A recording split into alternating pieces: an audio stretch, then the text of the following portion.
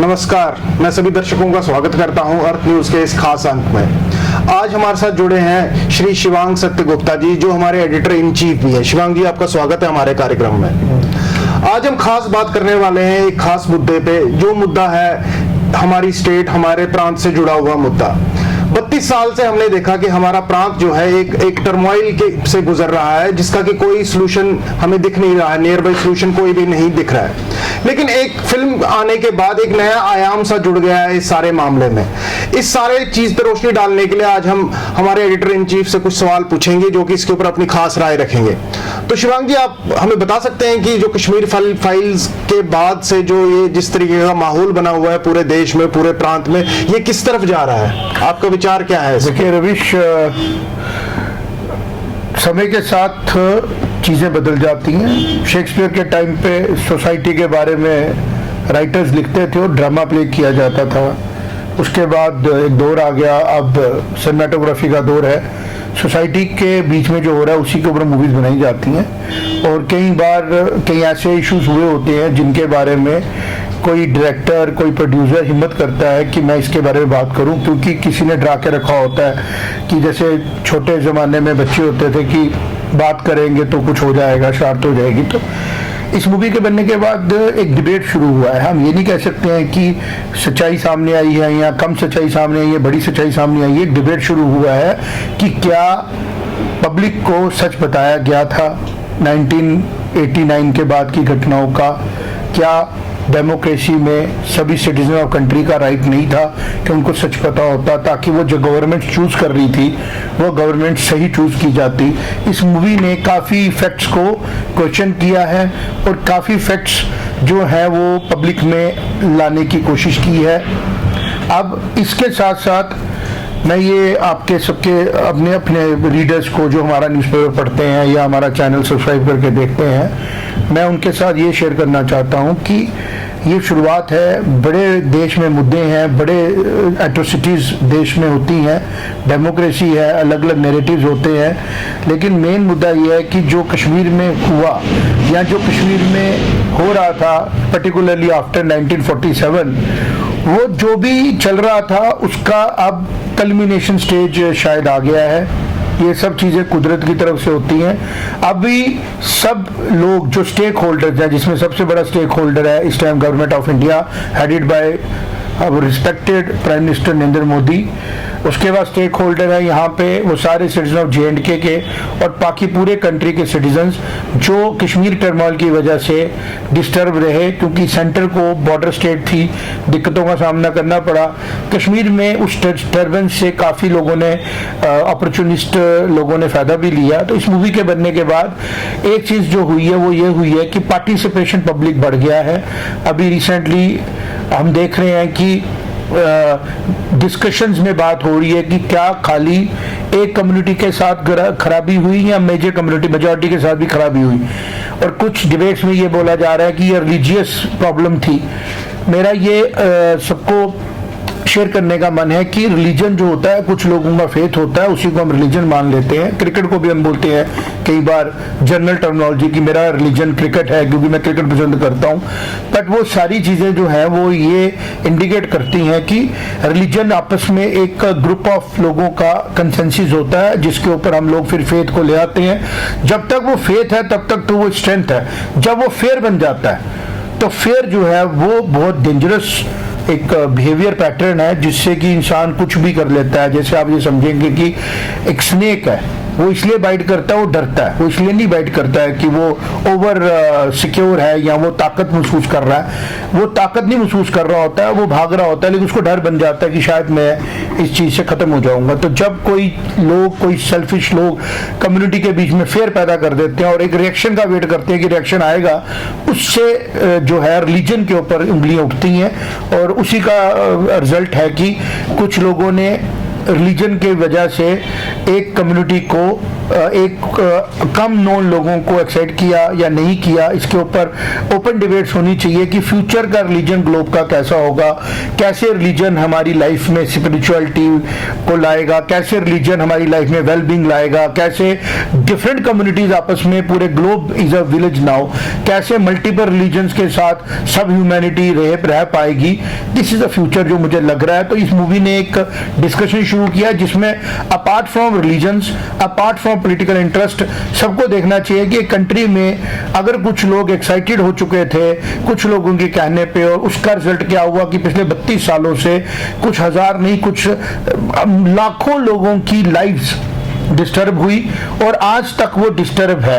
तो पॉलिटिकल जो इस टाइम हमारी क्लास है जो डिसीजन मेकिंग में बैठी है, आज उनके पास एक अपॉर्चुनिटी है कि एक डिसीजन ऐसा लिया जाए जो कि एक हिस्ट्री क्रिएट करे और जो लोग उसमें एट्रोसिटीज का शिकार हुए हैं उनको सॉलेस मिले, मेरा ये कहना है। जी जी शिवांग जी, मैं इधर ये भी चीज जोड़ना चाहूंगा कि भी कुछ समय पहले आप भी कश्मीर के दौरे पे गए थे जहां पर एक सऊदी अरेबिया से आए हुए डेलीगेशन से आप मिले थे, आपने वहां पे लोकल इलाके में भी काफी घूमे आप, तो क्या विचार लगता है कि क्या हवाएं कैसी थी वहां की, क्या लगता है आपको? ह्यूमंस का मतलब ही है जिसमें ह्यूमैनिटी है, तो कश्मीर में भी ह्यूमंस ही रह रहे हैं, कोई एक्स्ट्रा टेरिटोरियल्स नहीं हम कहते हैं, वो भी चाहते हैं पीस हो, हर बंदा चाहता है पीस है, बट अनफॉर्चुनेट पार्ट ये है कि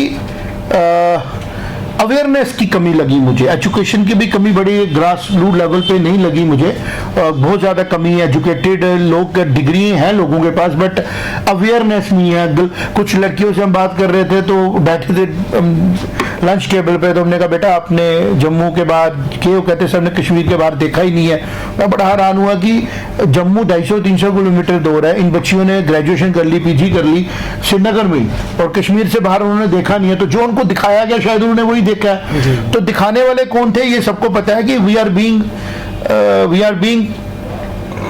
हिट बाय दी, अब बोलना बिल्कुल ठीक रहेगा कि पाकिस्तान का जो इंटरफेरेंस हुआ इस स्टेट में, तो biggest enemy of Kashmiri people, Jammu Indian people, हम ये मान के चलेंगे, जो साबित हो रहा है कश्मीर के लोगों का सबसे बड़ा नुकसान अगर किसी ने किया वो किया पाकिस्तान ने।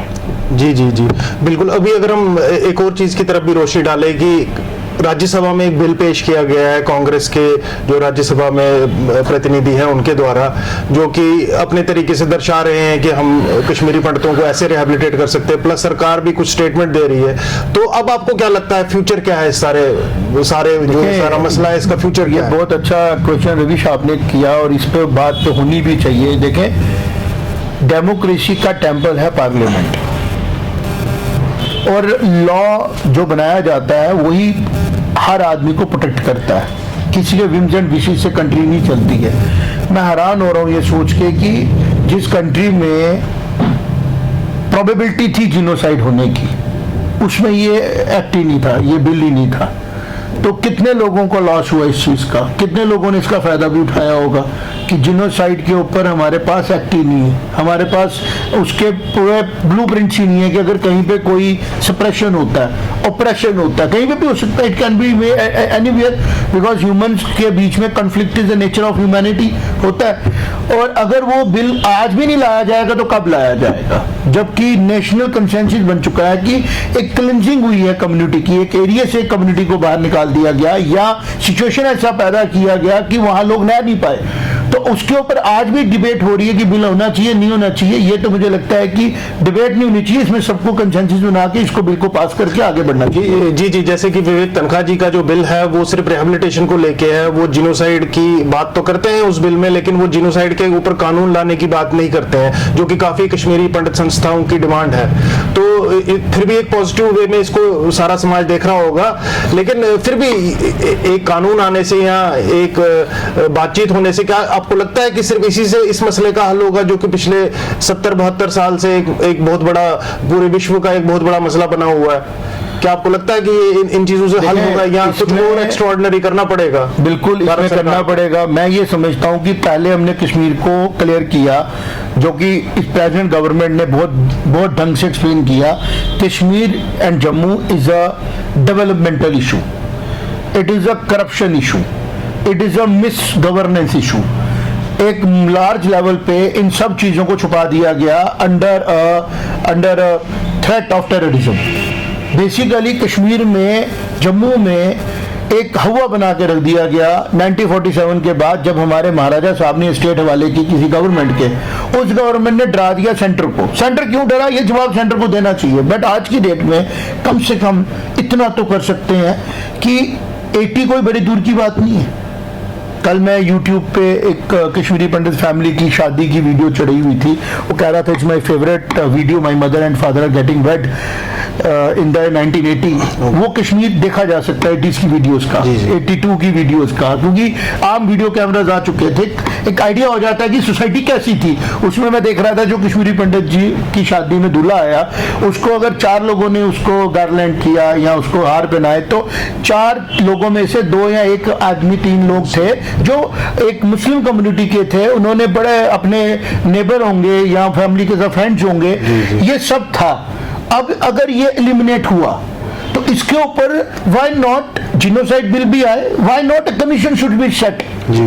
अगर एक बात इतनी देर से हो रही है कि कश्मीरी पंडितों का क्लिंजिंग हुआ, तो जिनोसाइड बिल आएगा या कमीशन लगेगी, या जिन्होंने मर्डर्स किए थे, रेप किए थे, रेप का कानून भी इंडियन कॉन्स्टिट्यूशन में है, मर्डर का भी है, आप प्रोसिक्यूट करो।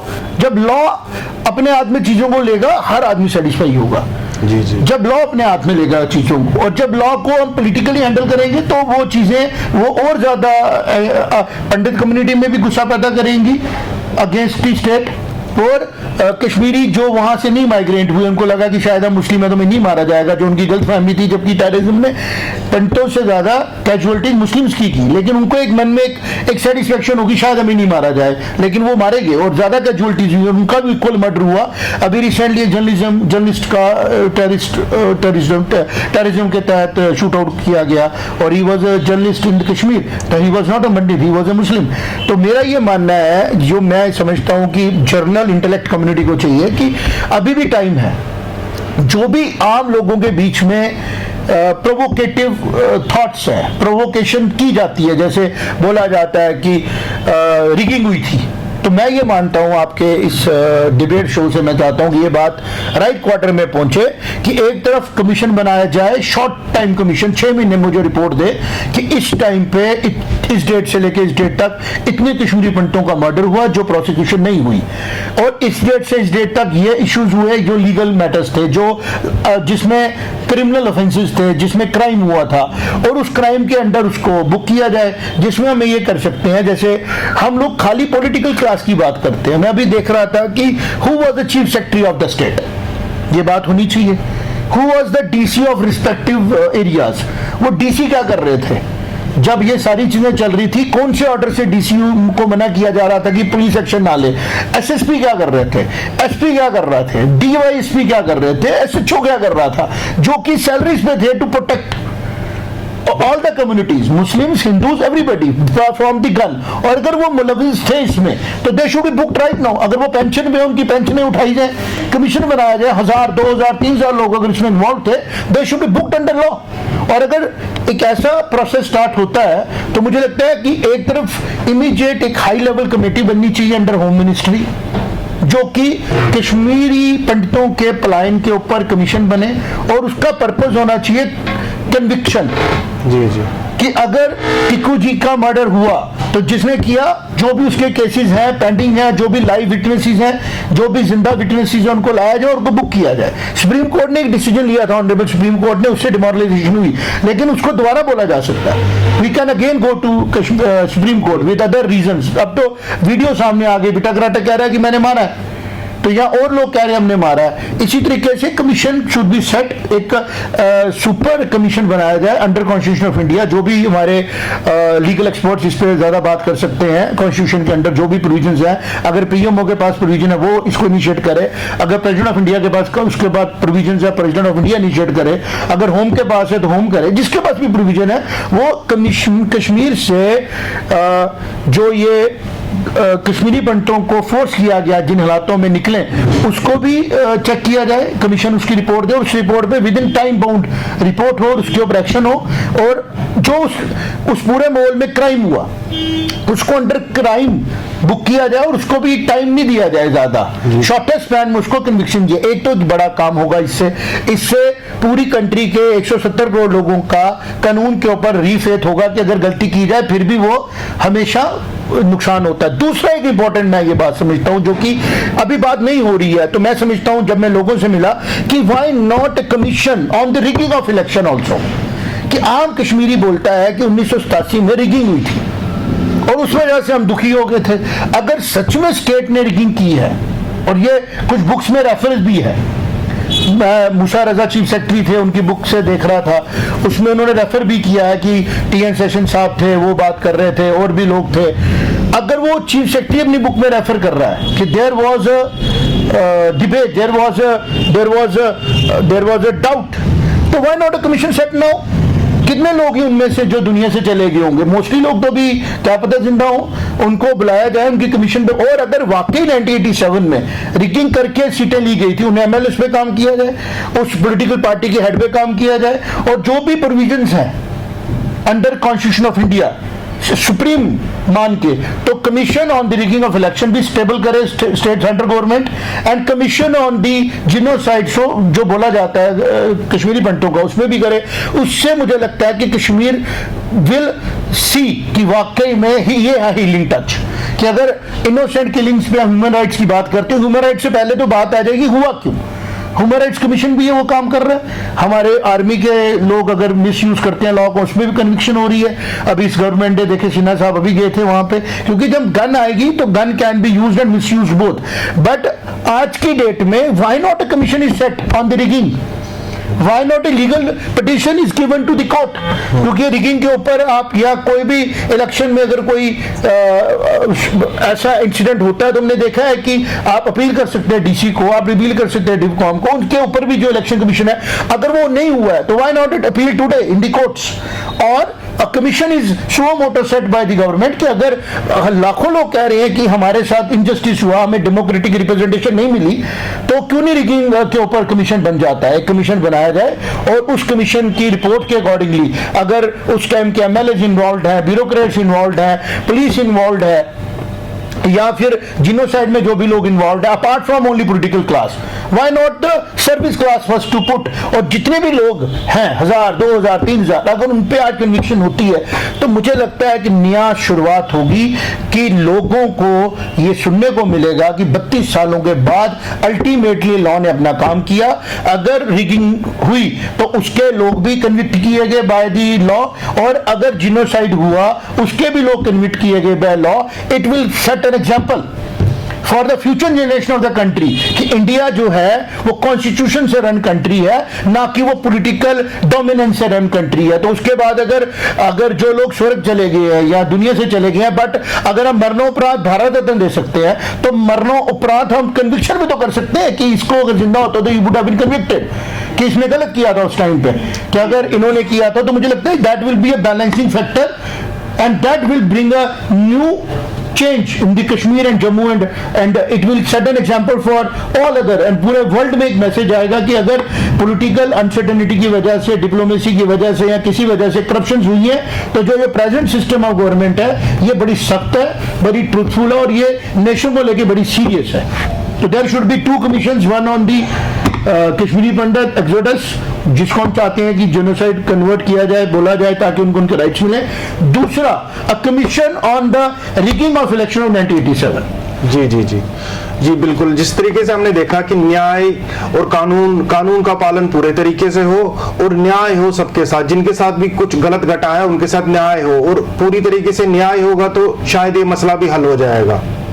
मैं सारे दर्शकों का धन्यवाद करता हूं हमसे जुड़ने के लिए। धन्यवाद।